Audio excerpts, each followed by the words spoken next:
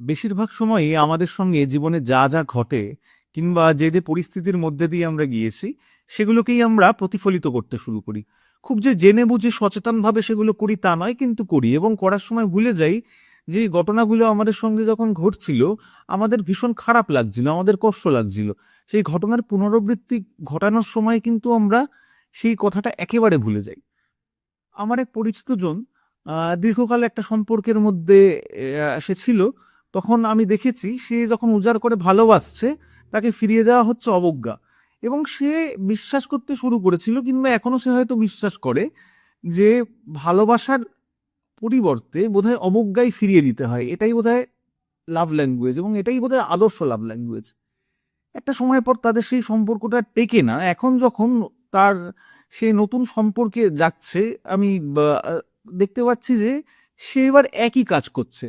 তাকে যখন কেউ ভালোবাসছে সে তাকে ফিরিয়ে দিচ্ছে অবজ্ঞা। এবং সে তখন ভুলে যাচ্ছে সে যখন এই অবজ্ঞাটা পেয়েছিল তার কাছের মানুষের থেকে, তার কতটা কষ্ট হয়েছিল, তার কতটা দুঃখ হয়েছিল। এই একই জিনিস আমরা কিন্তু দেখতে পাই যে কর্মক্ষেত্রে আপনার বস ধরুন আপনাকে অকারণে কয়েকটা কথা শোনালো, আপনাকে অপমান করলো সবার সামনে, অথচ আপনার কোনো দোষই নেই। আপনার রাগ হলো, দুঃখ হলো, অভিমান হলো, আপনি হয়তো প্রতিবাদ করলেন, কিংবা বেশিরভাগ সময় হয়তো প্রতিবাদ করতে পারলেন না, বা প্রতিবাদ করার মতো ক্ষমতা হয়তো আপনার নেই। আপনি সেটা মেনে নিলেন। মেনে নিয়ে কি করলেন? আপনার অধস্তন যে কর্মচারী, আপনি তাকেও অকারণে সেই কটু কথাগুলোই শোনালেন। সে হয়তো কোনো ভুলই করেনি, আপনি তাকে 10টা বাজে কথা শোনালেন, তাকে অপমান করলেন। আমরা একই জিনিস দেখি বাড়িতে শাশুড়ি এবং বৌমার সম্পর্কের মধ্যে। আহ, আজকে যারা শাশুড়ি তারা এক সময় বলেন তাদের যারা শাশুড়ি বিয়ে করে আসার পর এই বাড়িতে এসে, তাদের শ্বশুর বাড়িতে এসে এই এই নিয়মের মধ্যে দিয়ে যেতে হয়েছে, তাদেরকে বাপের বাড়ি যেতে দেওয়া হতো না, তাদের স্বাধীনতা ছিল না, এবং বিভিন্ন জিনিস, এবং সেগুলো সবই সত্য। এবং সে একটা সময় ভুলে যায় যে সে যখন শাশুড়ি হবে কিংবা সে যখন শাশুড়ি হলো, সেও কিন্তু একই প্রায় জিনিসগুলো তার বৌমার ওপর চাপিয়ে দিল।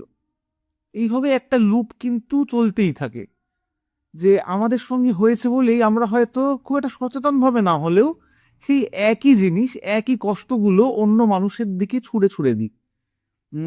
তাতে কি আমরা আনন্দ পাই? হয়তো পাই, কিংবা হয়তো পাই না।